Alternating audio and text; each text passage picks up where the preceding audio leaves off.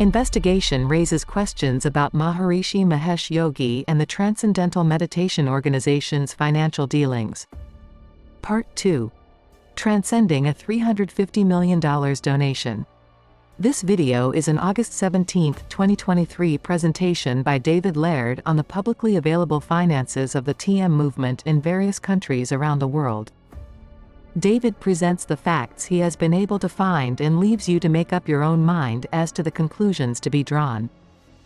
David learned to meditate in 1971, worked on staff in Seelisberg for 4 months, then did TM teacher training in 1974. He was briefly one of 4 regional coordinators for the UK TM organization. In 1978, he joined The Economist and eventually became commercial director of The Economist Group, a £300 million global media company. During a 30-year career, he held various positions in sales, marketing and senior management in the UK, Europe and the USA.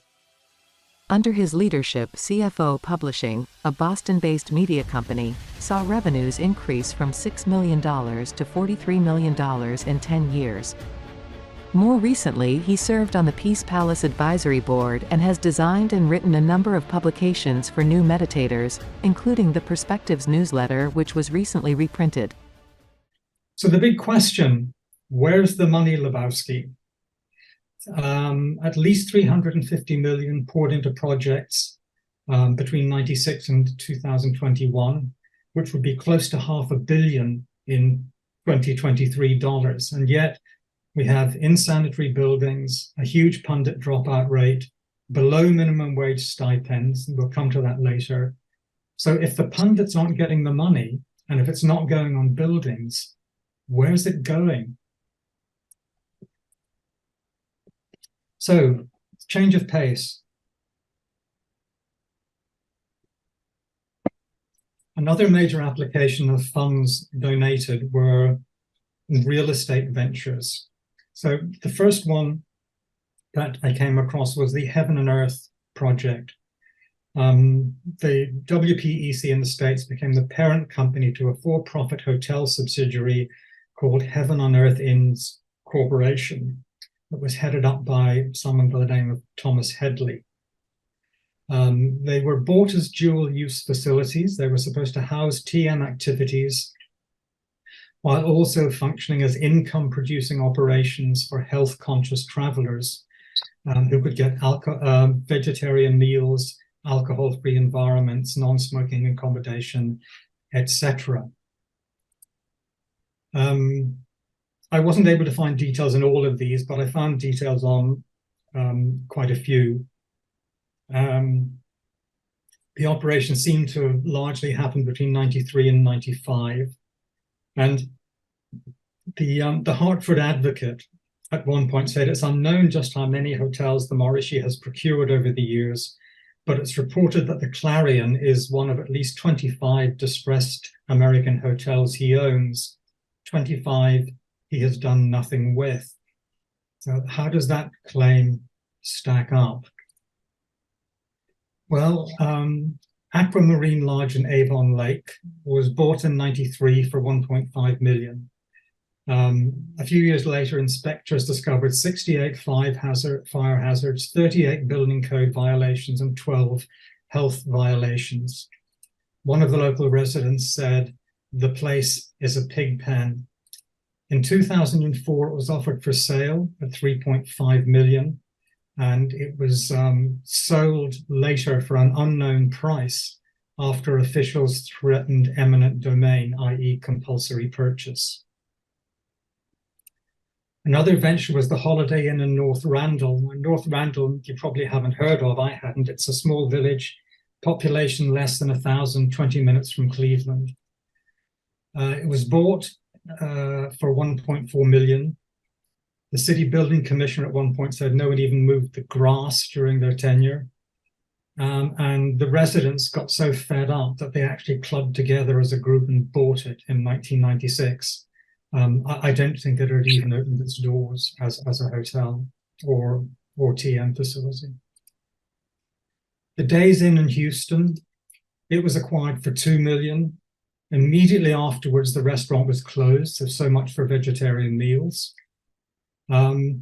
It became home to low-income downtown workers and welfare recipients for 4 years before the tenants were ordered to vacate the hotel because of fire hazards and building code violations.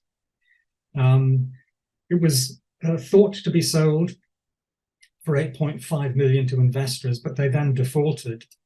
And it was finally in 2008 sold for an unknown sum. The Berkeley Carteret in Asbury Park, it was bought for 1.85 million. The renovations were delayed that they had planned. Delinquent taxes were paid at the 11th hour. The restaurant once again failed to open on time. And in 1998 was sold for 5.1 million. So again, held for a very short period of time, sold for quite a tidy sum, an annualized return on investment of 29%. The Camelot in Tulsa, this is the only picture I could get. It's not what it looked like when they bought it, but towards the end of its days. It was bought for just over 1 million. The whole time it was owned was plagued by raw sewage spills, vandalisms, and frequent fires. Eventually closed by Tulsa City County Health Department after multiple code violations. Remained empty for a while. When the Peace Palace impetus came along, there were plans floated to turn it into a Peace Palace, but eventually it was offered for sale at 3 million and bought for 2 million. And then the ensuing teardown began. So the Clarion Hotel in Hartford, it was bought for 1.5 million. The city immediately threatened to foreclose on the property because of back taxes. It was left empty and allowed to deteriorate. The problems mentioned included asbestos, rodents, mold, mildew, water damage. It was offered for sale at 14 million. After a few years with no takers, reduced to 10 million, and eventually 5 years later sold for 500,000. So that was an annualized return of minus 6.3%, so not such a great venture. The Blackstone Hotel in Chicago was purchased for an unknown price. They spent 3 million in renovations and then closed it voluntarily after being charged with 103 building code violations, including 3 with a substantial probability of death or serious physical harm. They then planned to convert to luxury residences, but after poor sales, I think only 1 was sold. It was offered for sale as 35 billion and sold a couple of years later for 22. Now, just a little side note, reading about all the building code violations, it probably comes as no surprise that the building in Flowdrop also faced fines for breaking building regulations. They found 13 infringements, and at some point the sleeping quarters were found to be illegal and had to be demolished. So the tendency spread beyond the shores of the United States. The old Pinecrest Hotel in Avon Park, as you can see, is no longer standing. It was bought for 1.5 million, actually functioned for a few years as the Maharishi School of Vedic Science, but eventually sold for 3.5 million, giving a return of 13%. So a mixed bag. The next episode was the Peace Palaces, which started around the year 2000. One of the first was the Lexington Peace Palace, built by Howard Settle for 4 million, to be the headquarters of his RAM Global Energy and also a TM education center. And as of 22, it was still operational. Howard Settle also built the Woodlands in Texas. And again, the RAM Foundation occupied the top 2 floors as corporate offices. However, the building was sold after Ram Global declared bankruptcy following the collapse of crude oil prices in 2015.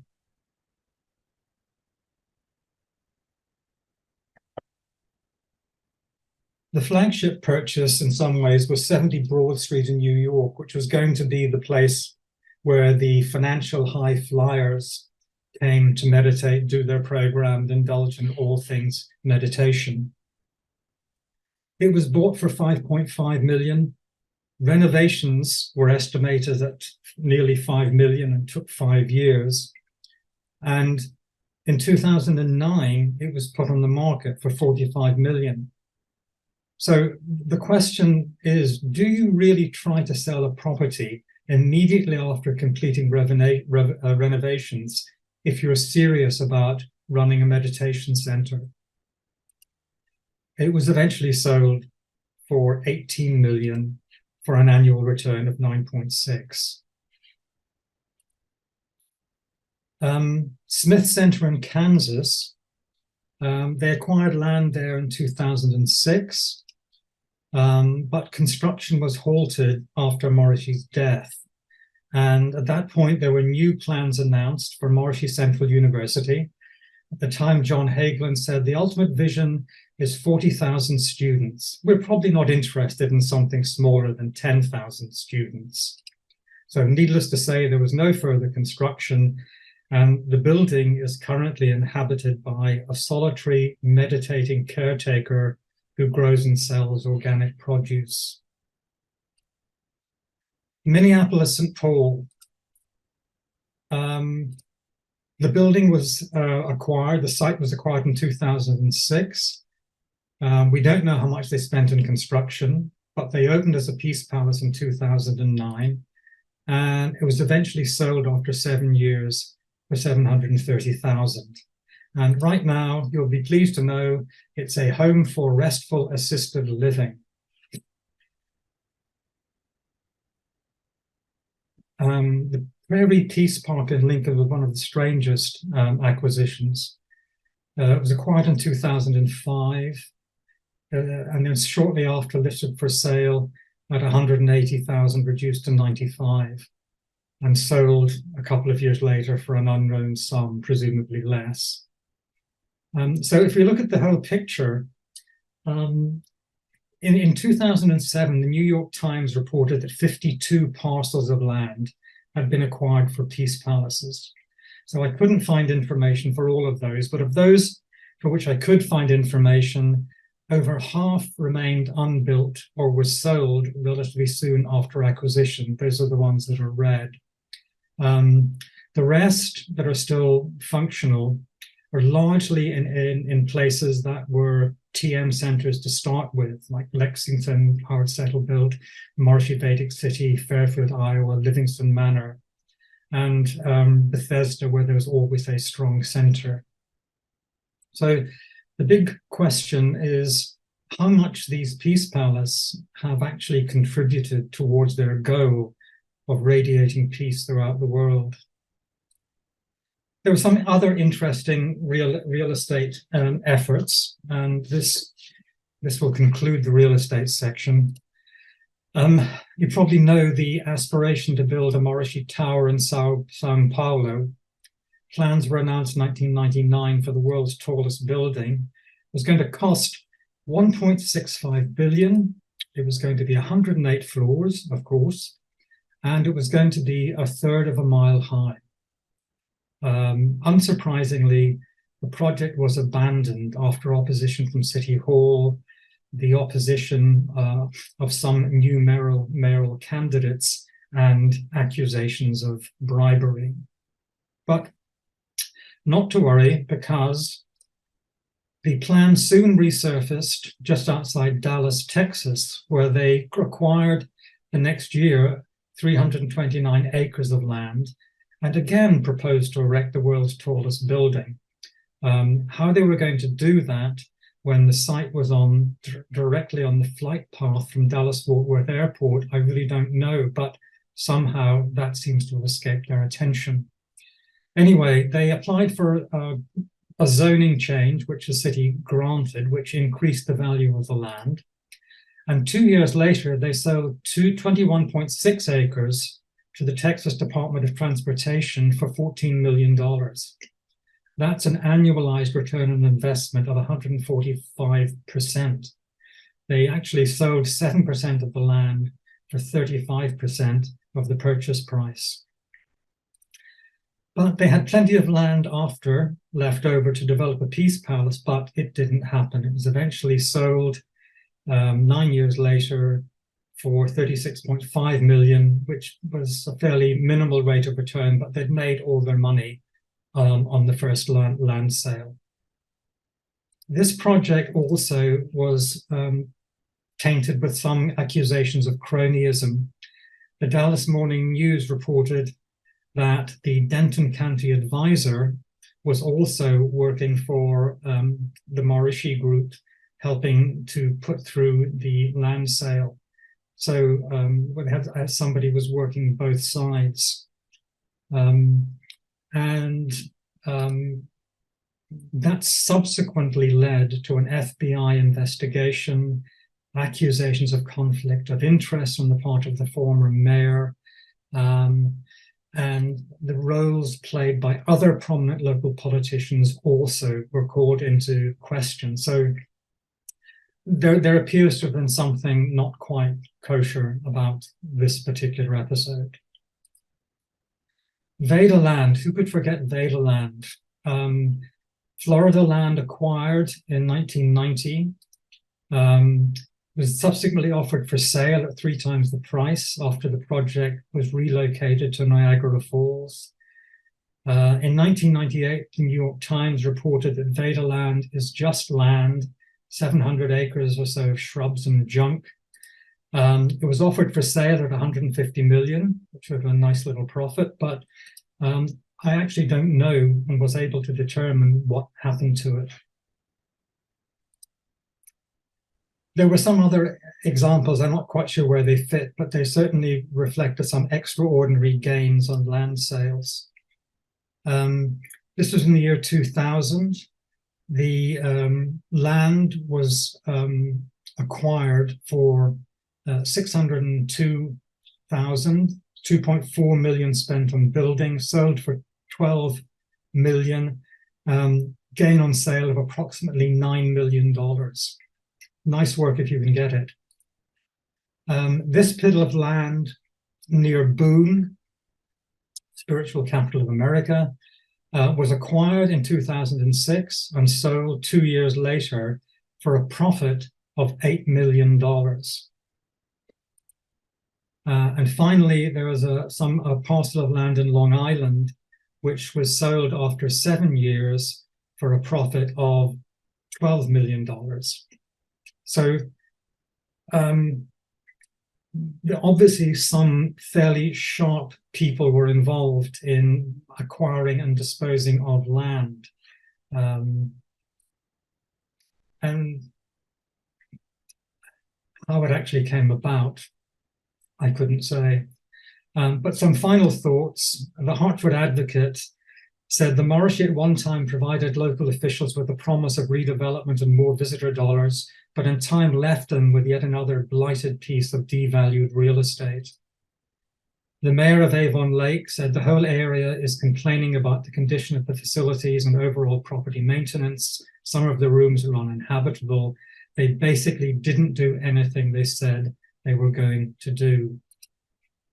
And the president of Realty Advisors said the Maharishi is impossible to deal with. At the end of the day, they are land speculators. So the big question here is, was the real estate activity a genuine effort to create permanent TM facilities in the United States? Or was it simply a plausible cover for real estate speculation to generate funds for India? You will have your own opinions about that. Moving quickly on to corporate structure and governance, because form and function are quite closely linked. I'm going to look first at the UK because it's the area I know best.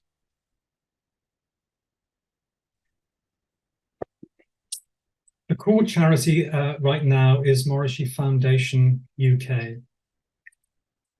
There are 3 other charities: the Spiritual Regeneration Movement, which was the original organization, the David Lynch Foundation, and a recently established entity called the World Development Fund.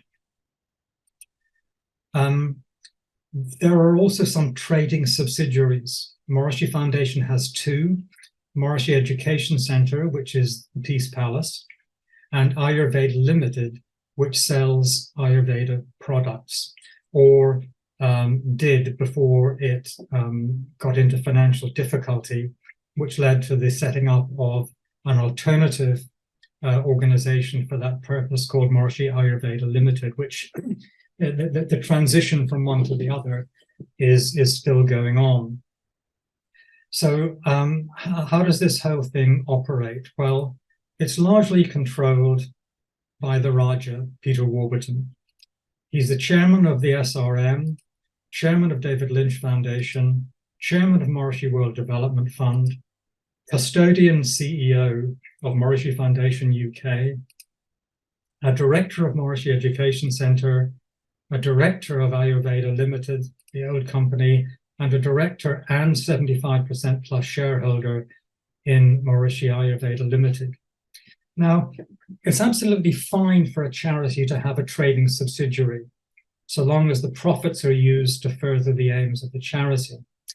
The problem arises when the reverse is the case, i.e. when funds from the charity are used for the benefit of the trading subsidiary or its directors or employees. So purely as a matter of good governance, there should be at least one person who is a director of the trading subsidiary, but not a trustee or employee of the charity. That is not the case. All the directors of the trading subsidiaries are employed either directly or indirectly by Maharishi Foundation.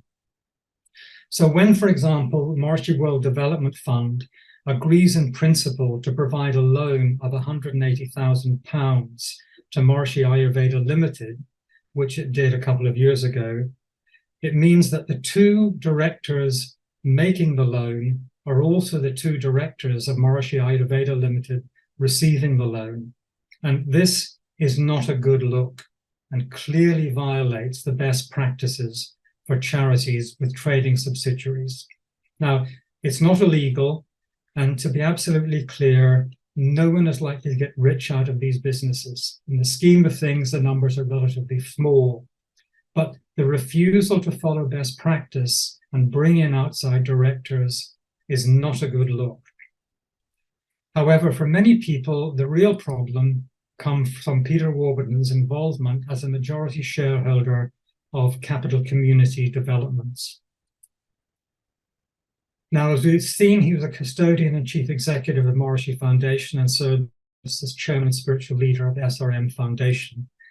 He's also a director and majority shareholder of CCD, which is a for-profit company established to build new houses in Rendlesham and Suffolk. And the fact that he personally stands to benefit financially from a business enterprise that he is actively promoting in his spiritual role must raise uncomfortable questions about the separation of private and charitable interests. This most recently became apparent when evidence emerged that he exerted pressure on the SRM trustees to agree to use the Brighton TM Centre, which they own, as security for a loan to purchase land for the housing development, thereby putting at risk one of the charity's key assets. Now, it's one of the main responsibilities of charity trustees not to take inappropriate risks with the charity's assets or reputation. And that risk has now increased substantially because CCD has actually defaulted on the original loan. They're trying to renegotiate with a second bunch of lenders at the moment. But for the moment, technically, they are in default of the loan. So the Brighton TM Centre is very much at risk at the moment. In the US, the situation is slightly different. The two things that stood out, first of all, Tony Nader is not represented anywhere on any of these charities. The wealthiest by far is the Brahmananda Saraswati Foundation, Bevan Morris chairman, Harris Kaplan CEO, sitting on net assets of 94 million and growing. The rest are relatively small in comparison. The next biggest is the Brahmananda Saraswati Yagya Foundation, Neil Patterson president, with assets of 15. And then the Maharishi Foundation USA is the teaching charity, Bevan Morris, John Hagelin in charge, Tom Factor in charge of Maharishi Foundation International, Raphael David and Howard Chandler in charge of Ram Raj Foundation. As in the UK, there are no outside directors to provide alternative viewpoints or to exercise control. And while there isn't the same degree of concentration of power you find in the United States, a few key players are still dominant. So, for example, Bevan Morris still has 7 roles in these US charities, even though he's based in Holland. And in some, he has substantial positions of control as chairman and president. John Hagelin has 6 roles.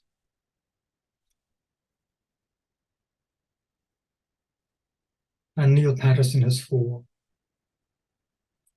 So again, it's the same story that we've seen in the UK.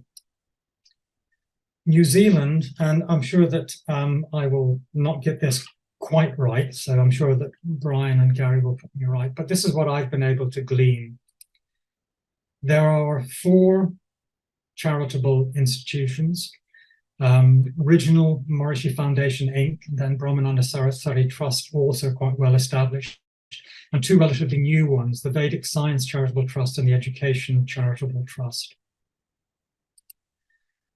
And there are a group of people who, again, largely control these entities.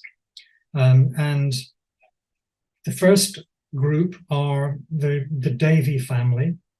This is the family of Andrew Davy, who's a Raja. And they supply trustees for the Vedic Science Charitable Trust, the Education Charitable Trust. They're on the board of Maharishi Foundation, and they chair the Brahmananda Saraswati Trust.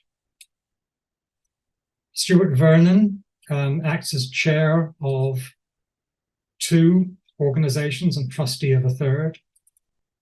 Michael and Margaret Bush, again, Raja couple, trustee of 1 entity on the board of another.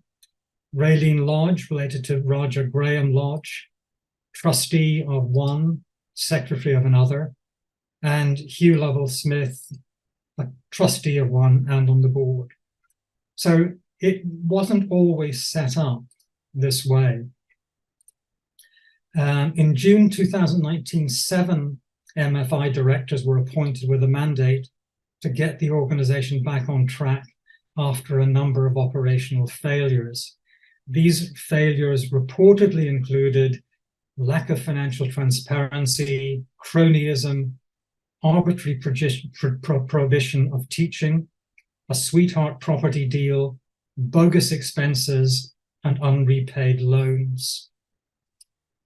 So there were 4 reformers on the directors and 3 of the old guard. However, the previous directors failed to supply financial records, board minutes, and other essential documentation to the incoming board, and therefore prevented them from investigating and dealing with the various allegations and other shortcomings. At the same time, Michael Bush, in defiance of the June annual general meeting resolution, appointed 2 new directors.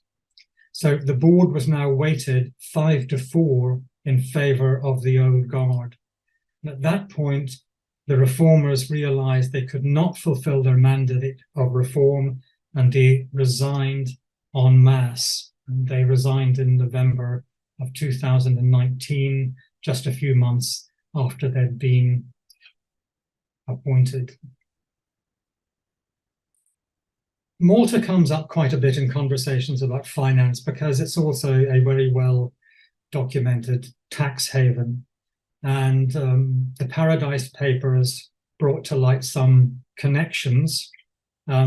Two of the Dutch organizations, stichtings or foundations, have subsidiaries, for-profit subsidiaries in Malta, one Maharishi Vedic University holding and one Maharishi Vedic University. And there's various interrelationships amongst these organizations. But I wasn't motivated to spend too much time on it because in the context of things, the sums of money were relatively small. So I couldn't actually work out why they bothered. Perhaps somebody who studied it in more depth will be able to enlighten me on that. In the Netherlands, there are 35 different corporations, and there was no time to research all of them. But even if I'd had the time, very little information would emerge, because it turns out that there are no legal obligations for charities in Holland to publish their annual accounts. So when you go in and try to find out, we find you get this message, which just says not available, financial information, not available for this company. And The Guardian had an interesting line on that. They said, so some it might have seemed odd that in 1990, the Maharishi chose to cite as headquarters in the Dutch village of Vlodrop. But as ever, the business savvy guru was ahead of the game. The big draw is a financial regime that has made the Netherlands the EU's top tax shelter, apparently used by Coca-Cola and many other multinationals. Looking at the whole thing, it seems like the architect of these various corporate entities and their interrelationships was Benny Feldman. As you can see, while he was there, he served as treasurer of the Global Council of World Peace, the treasurer of Maharishi Vedic Universities, treasurer of Brahmananda Saraswati Foundation, treasurer of Maharishi Foundation USA, president of Maharishi Global Development Fund, and a director of the Howard and Alice Settle Foundation. If ever we could persuade Benny to tell us what he knows, I think we'd all be a lot wiser. So the big question here is the complex organizational structure of the TMO necessary to fulfill its charitable goals, or is it designed to protect fund flows from unwanted scrutiny? And if so, why? Okay, we're now, for those of you who are watching your clocks and watches, we're now 3/4 of the way through. So the cash nexus, providing enlightenment for a price. The first bit of information comes from a letter that you've probably all read by now from Earl Kaplan, who says, I was by far the biggest donor in history of the TM movement. I've become very successful. I wanted to try to help the world, create a group of 7,000 in India. Maharishi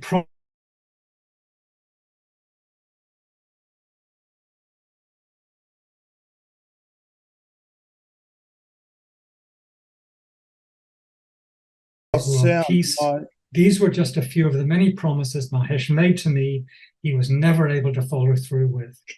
And he donated, according to reports, in somewhere north of $150 million. After I donated so much money and fulfilled all of my commitments, a friend of mine heard Mahesh ranting about the fact he had not gotten the last half of my fortune. I warn you all, Mahesh will keep milking you for every penny he can get from you until he bleeds you dry. Then he will discard you as so much dead wood. Another very sad case, which you will have heard of if you were part of Connie Larson's talk the other week, Ingegard Engfeldt. She was a Swedish 108, and in 1991, with Maharishi's blessing, she founded Track, a cassette tape manufacturer using some new technology. Over the next few years, she financed the business with an inheritance from her father, which would be about $27 million in today's money. In 1985, after major production faults, the company filed for bankruptcy. And in 1989, after reportedly being rejected by Maharishi, Ingegard very tragically took her own life.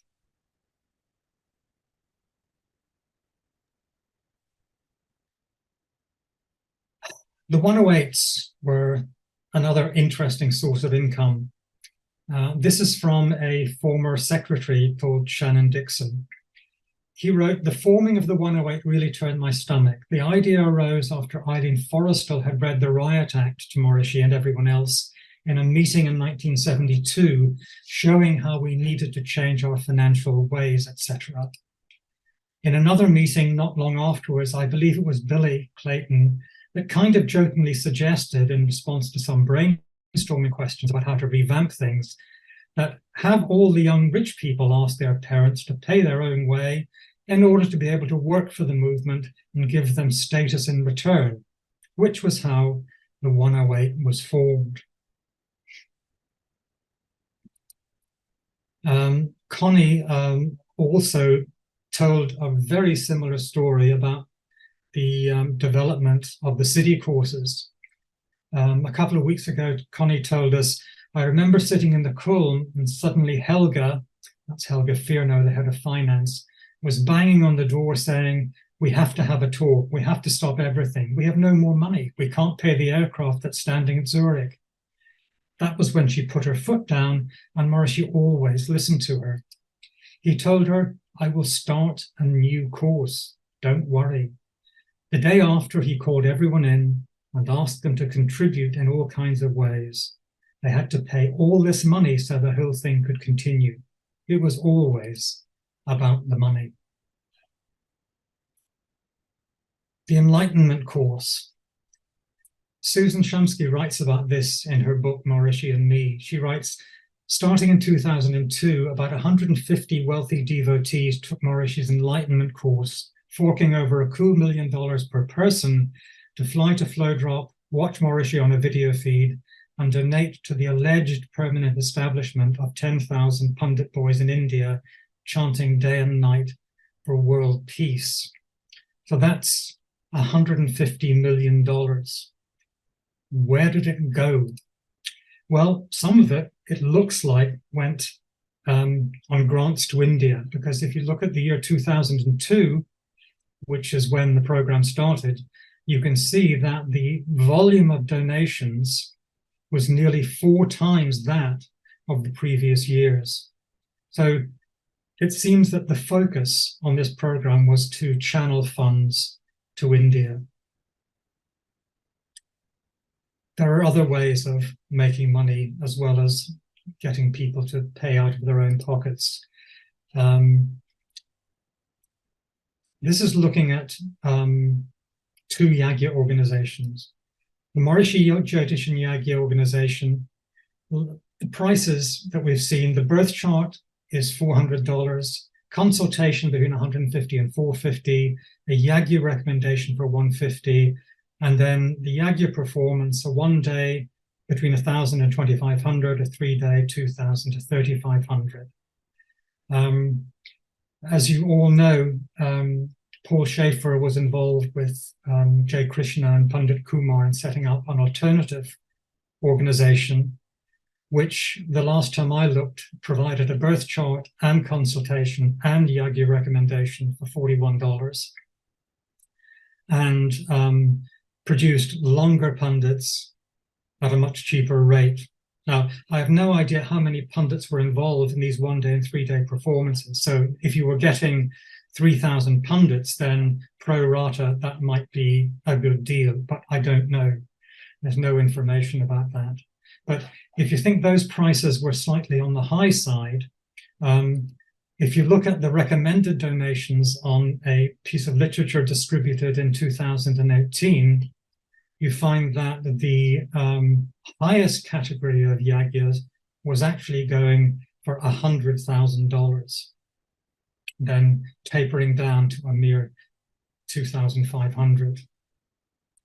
And The principle in this, it says in the documentation, is that the choice of yagya should be on the basis of intensity of problems or the speed of achieving the objective. The broad principle is do not perform yagyas below one's financial capacity. In other words, pay as much as you can possibly afford. So you'd think that with that kind of donation level that the pundits would be rather well off. But in fact, that's, as we probably all know, not the case. The most recent report is that the top pundits are earning 15,000 rupees a month.